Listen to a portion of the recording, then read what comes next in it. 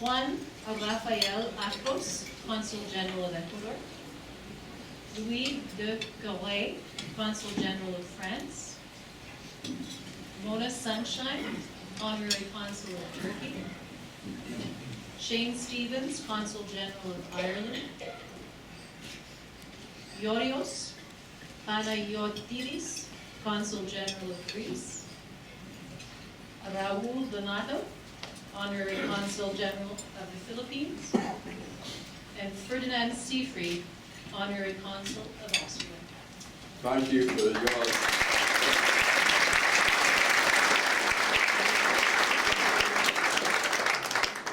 Next, we want to invite to the podium our chairman of the nominating committee for the Buckhead Coalition, Dave Stockard. This will be just for the members present, please. If you see somebody voting who doesn't have a big white bag, you know, they're trying to stuff the ballot. Yeah, we've heard a lot about this on the news. This time, Dave Stockard, who we trust entirely with the nominating committee, will announce the nominations for the upcoming term. We have no voting irregularities because we have no voting. There's been a vote for everything. I can attest to that. Nominating committee consisting of Niles Bolton, Jim Edenfield, Dave Fitzgerald, Sam Friedman, Charlie Loudermill, Jim Miller, Sonny Morris, Earl Shell, Alana Shepard, and myself as chairman, plus ex officios Jeff Sprecher and Sam Essel. Wishes to offer the following names in nomination for the executive committee, serving 3-year terms: Sam Candler, David Lanier, Annie Mathis, Patrick Warren, and Samuel Wing. For secretary treasurer, serving a 2-year term, Fran Morgan. For vice presidents, serving 2-year terms, Joe Evans and Bill Harrison. For president, serving a 2-year term, wink wink, Sam Essel. And for chairman, serving a 2-year term, Juanita Barranca. Congratulations. Thank you.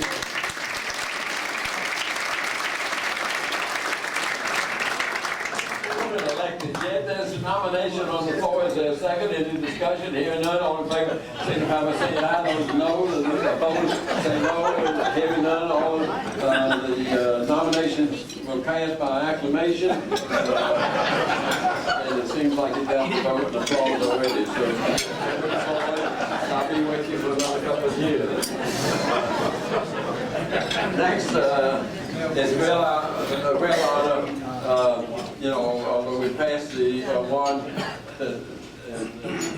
leadership from one chairman to another, we're delighted to have Ms. Franco be our chair for the next 2 years. But for the last 2, we've had our best chair ever. And you know, I've had 14 of them now to work with, and everyone has been the best one ever. It happens that way, and it's a wonderful arrangement and partnership.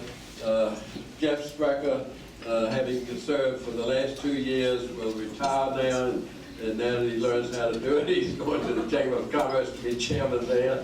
But he's, in his real life, chairman and CEO of the Intercontinental Exchange, and chairman of the New York Stock Exchange, and other worldwide arrangements. And I have to tell you that the AJC, back in 2013, when he first acquired the New York Stock Exchange, ran a quote of his which really competes with the Bill Hartsfield's Atlanta's Too Busy to Hate, which is a wonderful slogan. And Jeff Sprecher's was, "I find Atlanta a great place to run a global business." What a wonderful quote from the chairman of the New York Stock Exchange. Jeff, I want to present you with a buck sculpture in your honor to thank you for your service these 2 years. Thank you.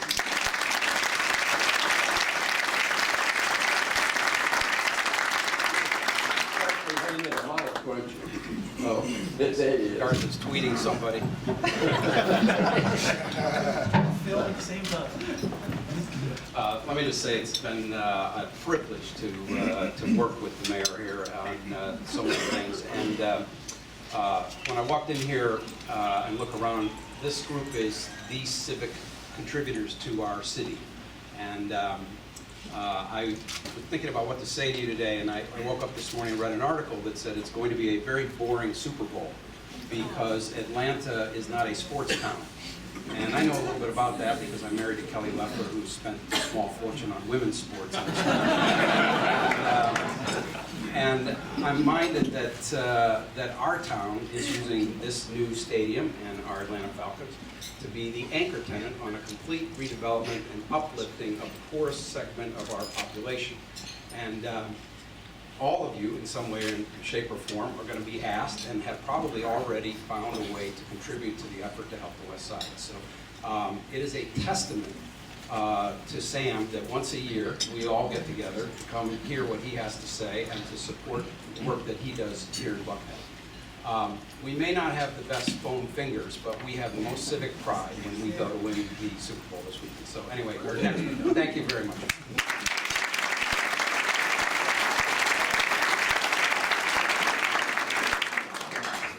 We will now move forward with what you came to hear, see, and observe and digest. And I'll ask the 8 candidates, if they will, to move forward and take their seats on the stage, because this is the conversation with the Mayoral candidates program that all of you know was the purpose of our meeting today, and the reason we changed the format to a barbecue-type shindig rather than the normal filet mignon. I'm sorry if we disappointed you. But for 28 years we've done it the other way. This time we wanted to make sure you knew this was strictly political, and they each have assigned seats. I will explain that they have been given the 2 questions that they will be asked by our moderators, who Vicki Bevington from Georgia Public Broadcasting and Dennis O'Hare from Atlanta Public Broadcasting, who will make sure that they stay on subject and stay on time. The 2 questions they've been told that they will be asked: one, what will you do better for Atlanta than your 7 opponents? And by that we mean, to pick the #1 issue that we think our city faces, and how will you handle it? And we want to know, because that will be a deciding factor in many cases as to who we support. The individuals here, the different organizations, and the Buckhead Coalition itself. The second question, and each of these has to be answered within 1 minute of time, is what makes it more likely that you will be the one elected. And by that we mean to do the numbers, that it's going to take about 40,000 votes to win your contest. What block do you start with? What 10,000 or 5,000 or 18,000 or whatever are you building that 40,000 base on? This will give us some idea that you're electable, and that will make a big difference to, in my opinion, to a lot of the investors. If in fact, regardless of how good you are, if you can't get elected, we'll have to wait to 4 years from now.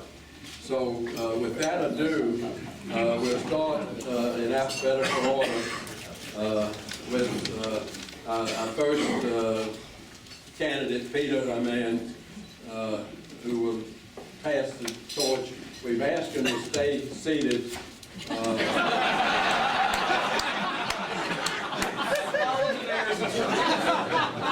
And we appreciate that cooperation.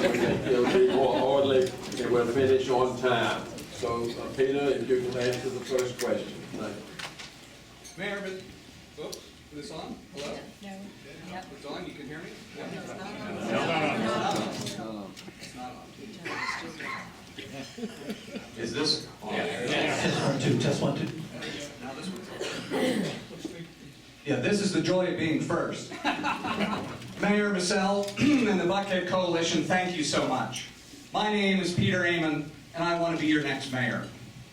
I have more experience in running large organizations, in listening to people, in working inside and outside of city government, and in running the city government of Atlanta than anyone else on this stage.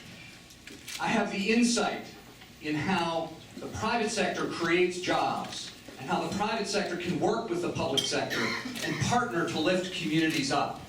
I have a demonstrated track record of results that has been proven time and time again. I have the integrity to lead the city of Atlanta for all Atlantans because I'm not a politician, unlike many of the others on this stage. All of these things together combine to make me more effective at doing what I believe Atlanta needs, which is to have a safer city, a city with a better transportation network, and a mayor and a city that does everything it can to educate our children. That's the 1 minute.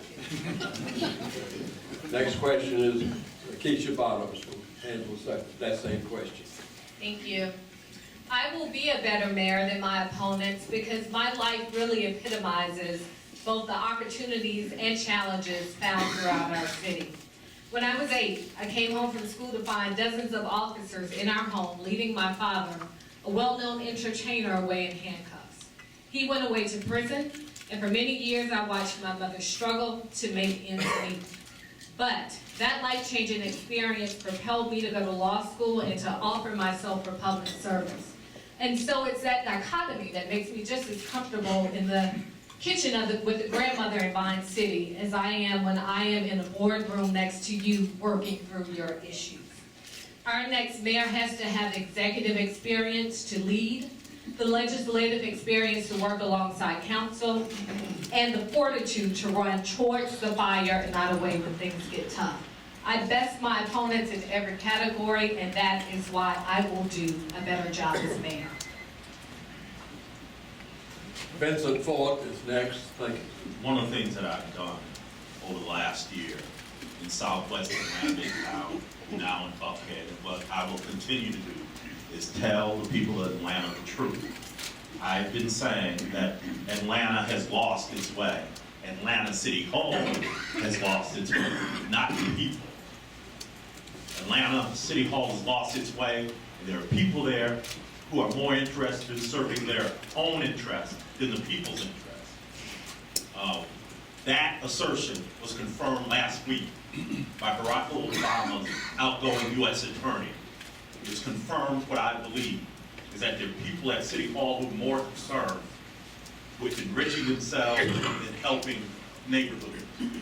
My opponents have all been at City Hall during this time in one capacity or the other.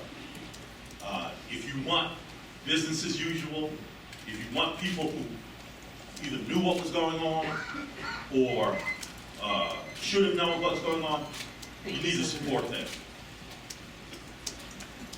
Kwanzaa Hall is next. Thank you. I want to be everybody's mayor. Atlanta's not asking for a black mayor, a white mayor, a gay mayor, or a straight mayor. Atlanta wants a great mayor.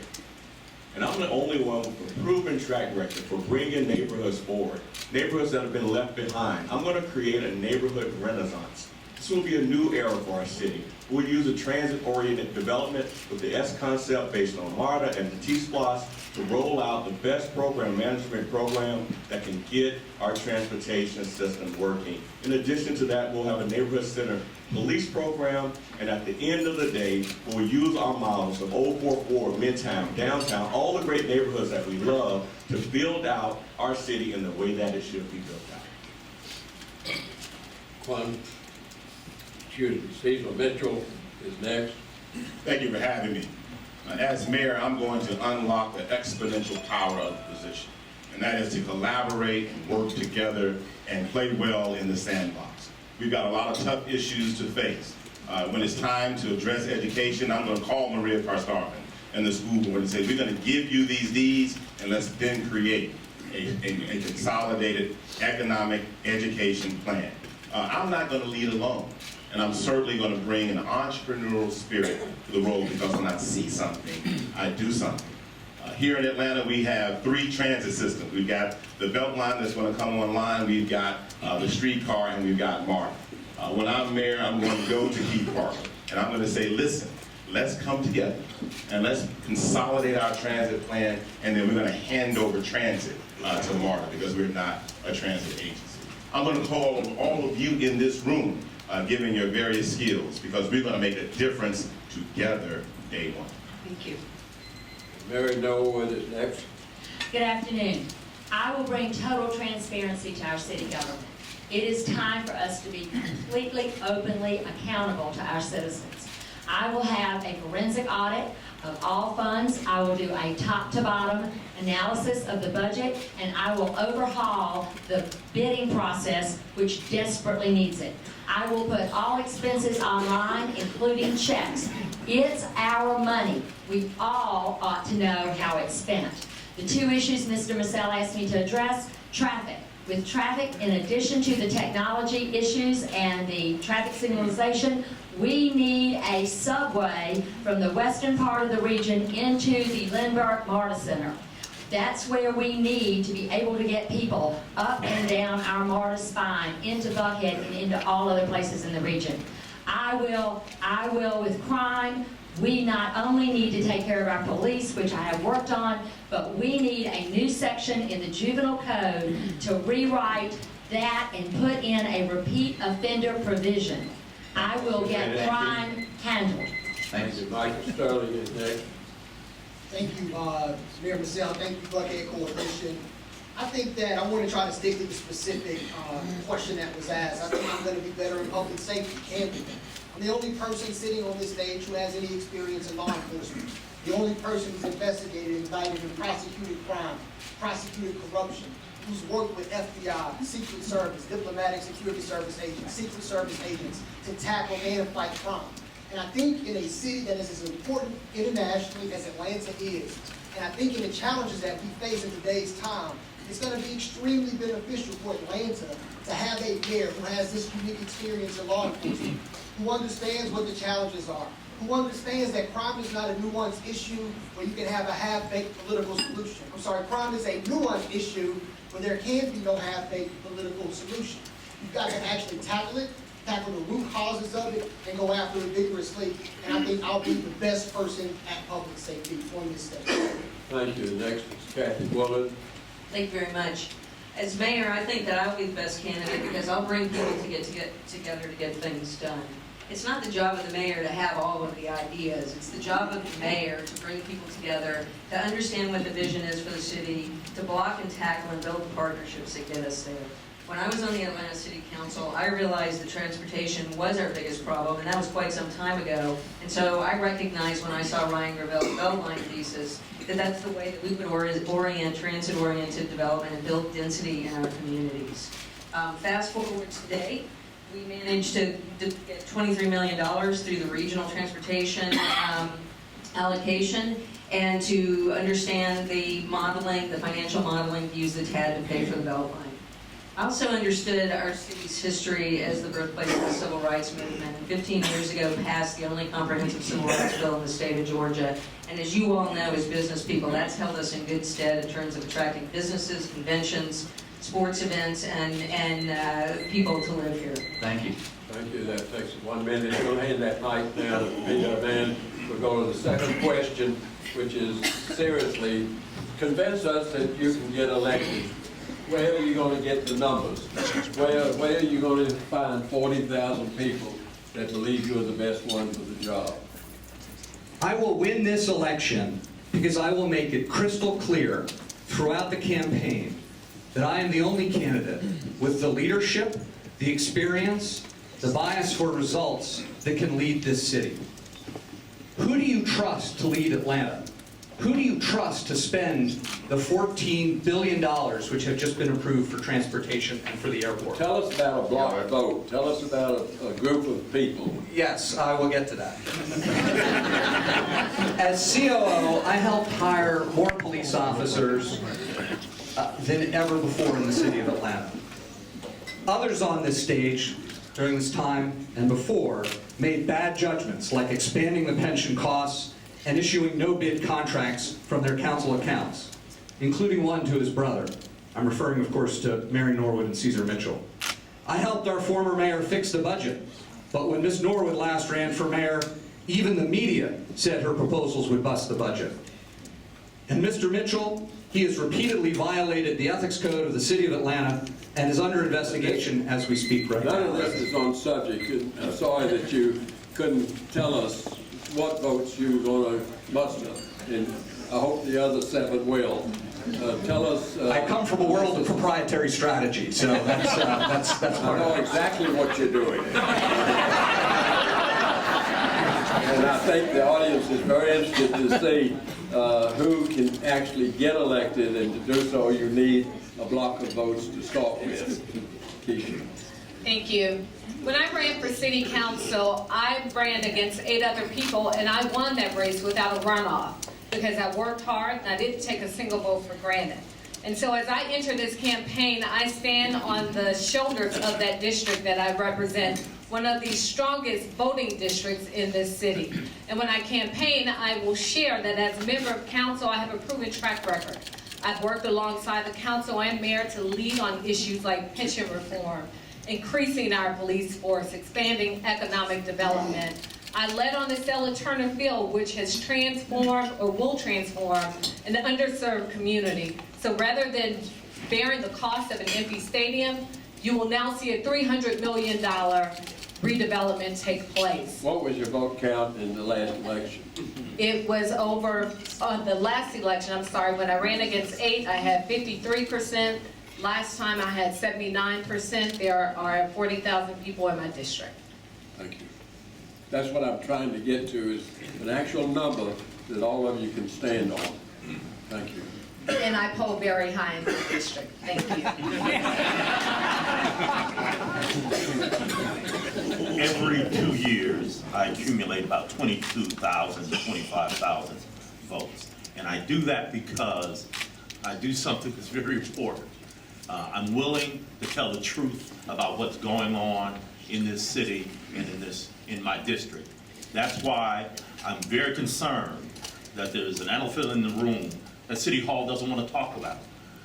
That is gangs. You need to understand that our murder rate over the last 4 to 5 years is up to 33%, from about 84 murders to about 112 murders last year. And a lot of those murders, the increase is based on gangs. City Hall won't tell you about it, I just did. We've got to work together on that issue. Where will you go to get past 22,000 to get to the 40,000 or so that you'll need? Well, I don't, I'm not going to say it's proprietary, but I have a core of 25,000 votes. I'm going to build on that.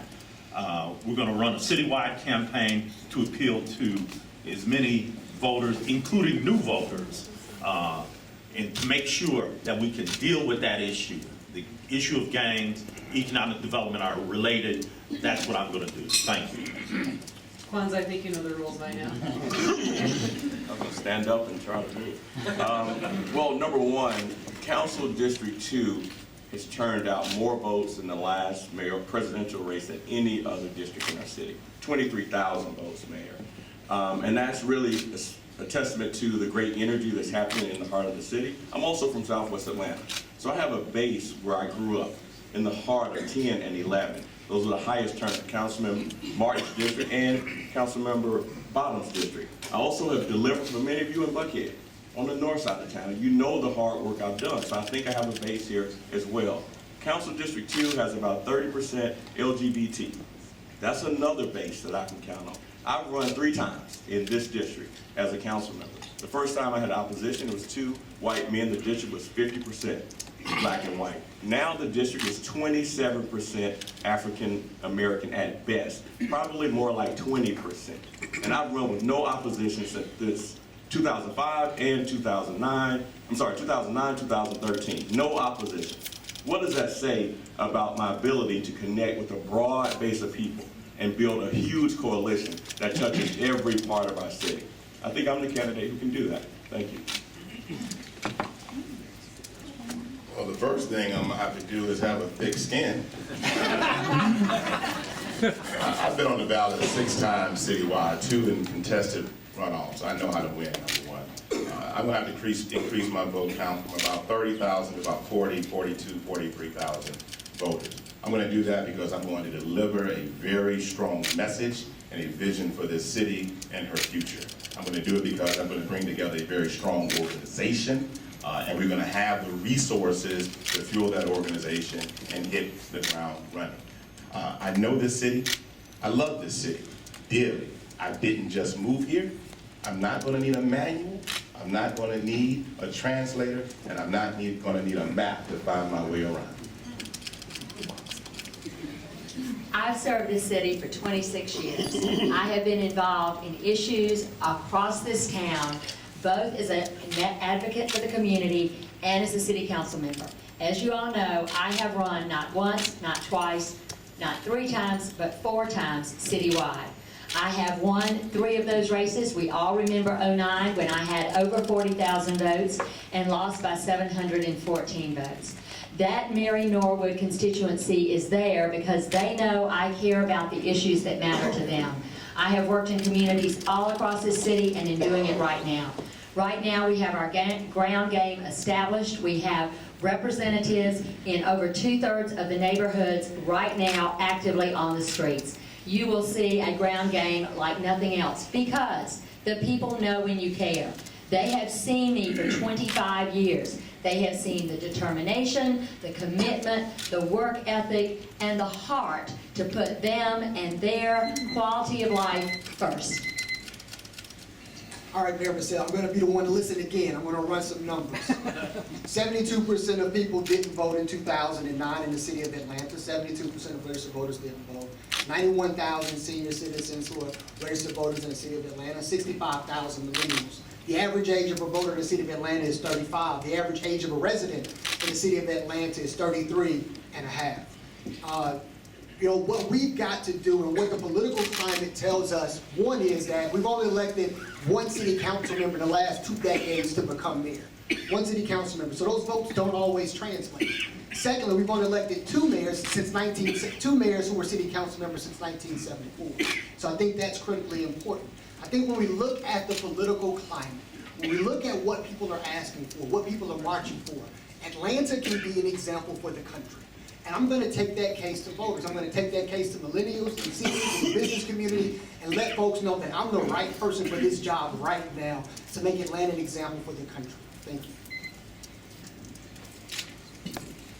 85,000 people will come out to vote in the next election. It's been a very consistent number over the years. We may break through that because this has been an extraordinary election year and people are angry and they want to see change. There's about this many other people that have qualified to run committees, and then we are going to be slicing and dicing this vote up in many, many different ways. My guess is what you'll see is 3 or 4 of us will be fighting over to see who gets the last little numbers to get them into the runoff, and then it's turn around and see how you get your base, plus the base of some others, back out a month later to win the election.